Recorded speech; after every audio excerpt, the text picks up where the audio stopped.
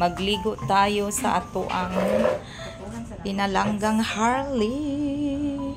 O gitugnaw na ni siya, humanan na ni nako siya gligo. Unya karon mao na ni gibati na siya katugnaw kay hangin man sad pud ani nga time, guys. Unya ako na siyang gitrapuhan parang mauga kay dili man pud ni siya magpa-blower kay wala maanad. Magdagandagan ni siya akong i-blower man ang trapuhan jud natong maayo kay bagar ba kay ni siya balahibo. Sipunon niya atong alaga, no.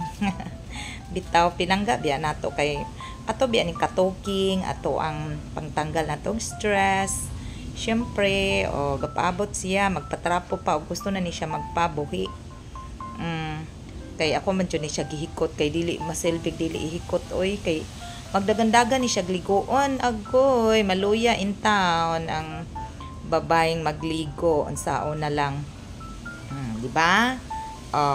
Di ato dyan niya hapit na nataan ni mahuman, guys, kay kanang na late lang jud ko ani wala nakalimot ko ba wako kakuha og katong pagligo nako niya ba wala ko kakuha og video karon kay nakahinumduman ko kay content creator naman ta nagdali-dali ko kuha og video camera kay aron ako siyang mabidyohan. Di nagtrapo na ta at least na rin gihapon ko ma-post, no.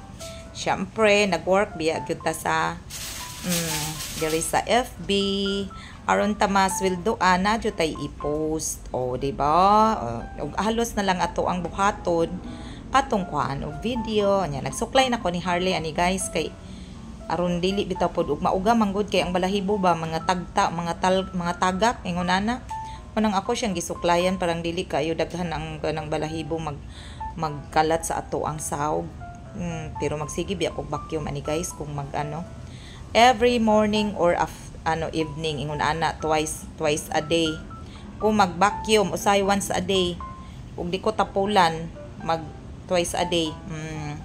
Nya kani hapit na ni siya mahuman og di ara sa ikog na ta sige kisi di Harley kay aron huwag tang imong kuan tubig sa imong balahibo. Yes, ug ato na siyang buhian, guys. Ug thank you for watching. Thank you, everyone.